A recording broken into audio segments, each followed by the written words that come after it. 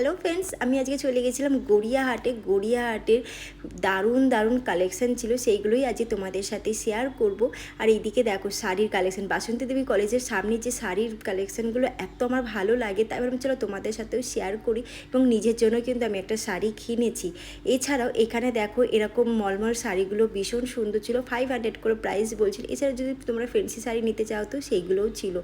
আর তোমাদেরকে আরেকটা কথা বলে রাখি, আমি কিন্তু এইটার পুরো বড় ভিডিও আমার চ্যানেলে আপলোড করে দিয়েছি। যদি দেখে না থাকো তো প্লিজ তাড়াতাড়ি গিয়ে আমার চ্যানেলে পুরো ভিডিওটা দেখো। আশা করছি তোমাদের খুব ভালো লাগবে এবং হেল্পফুল হবে।